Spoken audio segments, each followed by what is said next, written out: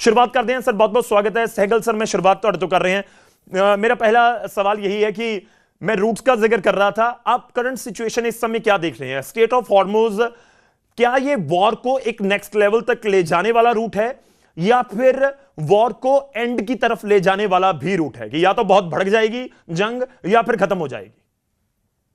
देखो ये जो रूट है इस समय साफ तौर पे नजर आता है कि ये जंग बड़ी लंबी चलेगी जी। ईरान किसी प्रकार से झुकेगा नहीं। और ईरान ने साफ तौर पे कहा है कि ये स्टेट ऑफ हॉर्मुज जो है उसका स्ट्रेटेजिक एसेट है और वो इसको स्ट्रेटेजिक एसेट के तौर पे इस्तेमाल करेगा। वो उसकी जबरदस्त कोशिश है कि गैस की कीमतें और ऑयल की कीमतें खूब बढ़े, $200 तक जा सके, ताकि ताकि दुनिया के जितने देश हैं वो ट्रम्प के ऊपर और इसराइल के ऊपर जबरदस्त प्रेशर डालें कि लड़ाई को जंग को खत्म किया जाए। जी। और जहां मैं पहले तो आपको बधाई देना चाहता हूँ, अपने बड़े शानदार तरीके से देशवासियों को समझाया कि वास्तव में इतनी कमी नहीं है। जी। इसके माध्यम से लोग पैनिक कर रहे हैं। पॉलिटिकल पार्टी जो है खास करके कांग्रेस वगैरह इसको जिस माफी उछालने की कोशिश कर रहे हैं। सरकार ने बड़े सोच समझ से अपने अपने आप को तैयार किया हुआ है। जी। 40 देशों से ले रहे हैं और ऑयल एंड गैस वगैरह। हम इसके अलावा अमेरिका से भी ले रहे हैं, लैटिन अमेरिका से भी ले रहे हैं।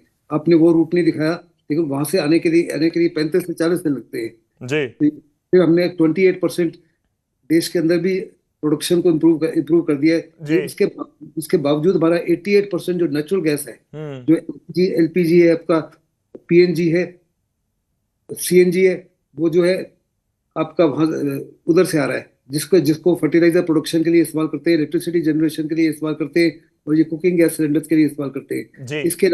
इसके अलावा एलएनजी जो है हमारी 20% डिपेंडेंस उनके ऊपर है जी। लेकिन उसके बावजूद सरकार ने अगर आपको याद होगा जब कोविड हुआ था, अपोजिशन जो है साफ तौर पे कहती थी कि आप यूके की वैक्सीन खरीदो, आप अमेरिका की वैक्सीन खरीदो, क्यों नहीं वो खरीद रहे जी। वो वैक्सीन बेकार निकली। वास्तव में हिंदुस्तान ने अपनी वैक्सीन बढ़ाई, अपने 140 करोड़ लोगों को 2-2 डोज दिए और 100 कंट्रीज को हिंदुस्तान ने दिया। हमारे प्रधानमंत्री कर चुके, एक से ज्यादा बैठक कर चुके, उनको खूब काफी चिंता है।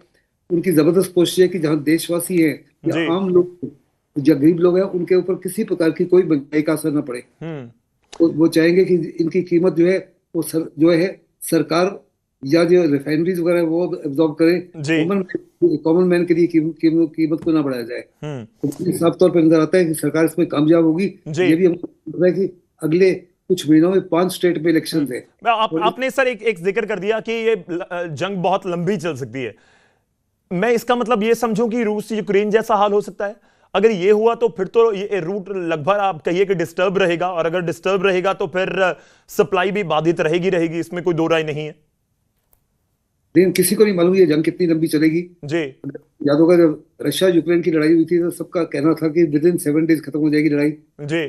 रशिया ने अंडर एस्टिमेट किया था यूक्रेन को, रशिया ने अंडर एस्टिमेट किया था कि हद तक नेटो यूक्रेन की मदद करेगा। इस लड़ाई में भी जहाँ तक इसराइल का ताल्लुक है और अमेरिका का ताल्लुक है, अमेरिका सुपर पावर है।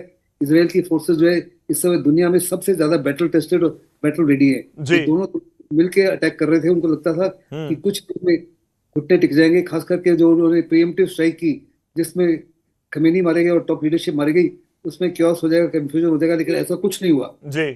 और ईरान को अंडर एस्टिमेट किया। ईरान वेनेजुएला नहीं है, ईरान इराक नहीं है और ईरान गाजा नहीं है। ईरान एक बहुत बड़ा देश है। स्टेइंग पावर, मिलिट्री कैपेबिलिटी, 40 साल से वो तैयारी कर रहे थे इसी जंग के लिए। ठीक है। बहुत बड़े वो तो सिचुएशन लगी रही थी सर, जिस तरह से पिछले कुछ दिनों में सब कुछ हो रहा था। मैं तो कल वापस होने सन्नाल केपी फैबियन जी जुड़ चुके ने, साबका डिप्लोमेट ने। केपी सर, बहुत बहुत स्वागत है आपका भी न्यूज़ 18 के ऊपर। होपफुली मेरी आवाज आप तक पहुंच रही होगी। मैं आपके पास वापस आऊंगा। राजीव जी का एक बार मैं रुक कर लवा। राजीव जी, एक पॉलिटिकल इसनू नजर दे नाल देखा जाए करंट सिचुएशन। केपी सर, मैं आपके पास आ रहा हूं। आपकी थोड़ी सी वीडियो मेरे पास बहुत क्लियर नहीं आ रही है। जैसे ही हमारी टीम आपसे दोबारा संपर्क कर रही है, मैं आपके पास फौरी तौर पर उसी समय आऊंगा। मैं एक बार राजीव जी का रुख कर लवा। राजीव जी, मेरी आवाज आप तक पहुंच रही होगी। मैं जानना चाह रहा हूं कि तुसी इस सिचुएशन ਨੂੰ ਪੋਲੀਟੀਕਲ ਸਮਝਦੇ ਹੋ ਜਾਂ ਤੁਹਾਨੂੰ ਲੱਗਦਾ ਹੈ ਕਿ ਵਾਰ ਦਾ ਇੰਪੈਕਟ ਹੈ? ਡੈਫੀਨਿਟਲੀ ਵਾਰ ਦਾ ਇੰਪੈਕਟ ਹੋਏਗਾ, ਪਰ ਕਿਹਾ ਜਾਂਦਾ ਹੈ ਕਿ ਜਿਹੜੇ ਤਿਆਰੀਆਂ ਹੁੰਦੀਆਂ ਨੇ ਬਹੁਤ ਇੰਪੋਰਟੈਂਟ ਹੁੰਦੀਆਂ ਨੇ ਕਿ ਤੁਸੀਂ ਕਿਸ ਤਰੀਕੇ ਨਾਲ ਕਰ ਰਹੇ ਹੋ। ਜਦੋਂ ਤੁਸੀਂ ਦੁਨੀਆ ਭਰ ਦੀ ਸਿਚੁਏਸ਼ਨ ਨੂੰ ਬਹੁਤ ਨੇੜੇ ਤੋਂ ਦੇਖ ਰਹੇ ਹੋ, ਖਾਸ ਤੌਰ ਤੇ ਇੱਕ ਬਹੁਤ ਵੱਡੀ ਕੰਟਰੀ ਜਿੱਥੇ ਕਰੀਬ 150 ਕਰੋੜ ਲੋਕ ਰਹਿੰਦੇ ਨੇ, ਤੁਸੀਂ ਇਸ ਦਾ ਸੂਤਰਧਾਰ ਕਿਸ ਨੂੰ ਸਮਝਦੇ ਹੋ ਜੇ ਕਿੱਲਤ ਵਾਲੀ ਇਸ ਸਮੇਂ ਸਿਚੁਏਸ਼ਨ ਪੂਰੀ ਕੰਟਰੀ ਦੇ ਵਿੱਚ ਨਜ਼ਰ ਆਉਂਦੀ ਹੈ? गौरव जी, आपने बहुत मुश्किल सवाल पूछा। आपने पूछा कि वॉर का असर कहाँ पड़ेगा। वॉर का असर तो सबके ऊपर पड़ेगा और जब तक ये वॉर चलता रहेगा तब तक ये असर भी चलता रहेगा जी। हमारी जो सबसे बड़ी समस्या होगी वो ये होगी, आपका जो आखिरी सवाल था कि इसका सूत्रधार कौन है जी। ये जो हमारे सामने समस्या खड़ी हुई, इसका सूत्रधार कौन है?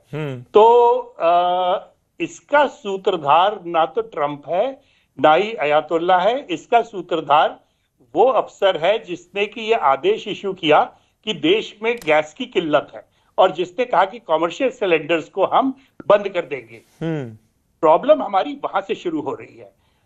ये बात की लड़ाई होने वाली है, ये बड़े दिनों से चल रही थी जी। ये बात की लड़ाई जब होगी तो ये बड़ी भयंकर होगी और इस लड़ाई में देश को किसी ना किसी तरह से सतर्क रहना चाहिए। ये बात भी बहुत समय से चल रही है और देश इसके लिए तैयार भी बैठा हुआ है जी। जिस बात के लिए देश तैयार नहीं है वो ये है कि जो हमारे ब्यूरोक्रेट्स हैं, जिनके हाथ में ये जिम्मा दिया गया है कि वो इस समस्या को सुलझाएं, वो अननेसेसरी पैनिक फैला रहे हैं जी। ये जो अननेसेसरी पैनिक फैलाया गया, 2 दिन पहले जो आदेश आया मिनिस्ट्री की तरफ से ये कहते हुए कि जी हम कॉमर्शियल सप्लाई बंद कर देंगे, कोई कारण नहीं कि कॉमर्शियल सप्लाई बंद की जाए। देश में गैस की यदि किल्लत नहीं है तो कॉमर्शियल सप्लाई को बंद करने में कोई मतलब नहीं आता। यदि ये कॉमर्शियल सप्लाई बंद करते हैं तो उससे हमारे देश का कई करोड़, करीब 10 करोड़ आदमी, ठीक है, एकदम से उसका काम बंद हो जाता है। हमारे देश की जो हॉस्टल्स हैं, हमारे पंजाब में ही आप लीजिए तो पंजाब में जो यूनिवर्सिटी हॉस्टल्स हैं और पीजी में रहने वाले लोग हैं, इनकी तादाद करीब 10-12 लाख के आसपास हो जाएगी। इन सबका आपने खाने के ऊपर लात मार दी। तो इस तरह की बेवकूफी भरी डिसीजन, एडमिनिस्ट्रेटिव डिसीजन नहीं लिया जाना चाहिए। एडमिनिस्ट्रेशन को ख्याल रखना चाहिए कि सबसे पहला काम है एडमिनिस्ट्रेशन का कि वो पैनिक स्प्रेड करने में खुद योगदान ना करे। और यहाँ पे भारत सरकार की तरफ से जो लोगों के हाथ में ये जिम्मा दिया गया था कि वो गैस सप्लाई को हैंडल करें, उन लोगों ने पैनिक स्प्रेड करने की भरसक कोशिश की और ये हालत जो हमें देखने को मिल रही है आज, ये वहां से निकल के आती है।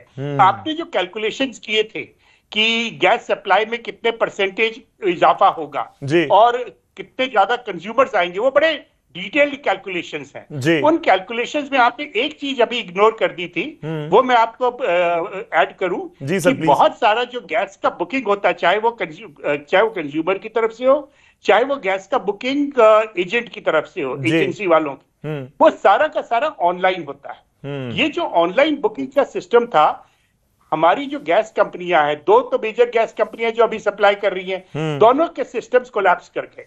ये दोनों के सिस्टम्स इसलिए कोलैप्स कर गए क्योंकि यहाँ पे उन लोगों ने जो सिस्टम्स अपने बनाए थे वो इतने कमजोर बनाए थे। कहा जाता है कि Bharat IT capital of the world है, ऐसा कुछ नहीं है। भारत के जो वेब डिजाइनर्स ये सबसे घटिया हैं। इन्होंने कहीं भी ये प्रावधान नहीं रखा था कि यदि 5% भी यूजेज बढ़ जाएगा तो 5% यूजेज बढ़ने से क्या हमारा सिस्टम चलता रहेगा? अंडर नॉर्मल सर्कमस्टेंसेस भी आपको एजेंट्स बताएंगे बार बार कि जी ये जो सिस्टम इनका ऑनलाइन सिस्टम है बड़ा बीहड़ है, बड़ी मुश्किल से चलता है। जो इंडिविजुअल कंज्यूमर है वो बताएगा कि इनका सिस्टम बहुत खराब चलता है।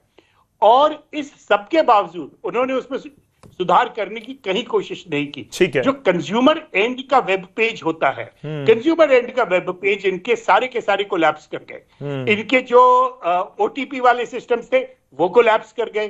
तो आपके सवाल का जो सूक्ष्म जवाब होगा, छोटा सा जवाब होगा, वो ये होगा कि ये तो जो हमारे एडमिनिस्ट्रेटर्स हैं, हमारे ब्यूरोक्रेट्स हैं, उनके माथे ये ठीकरा फोड़ा जाना चाहिए कि उन्होंने कंप्लीटली अननेसेसरी पैनिक फैलाया है बाजार।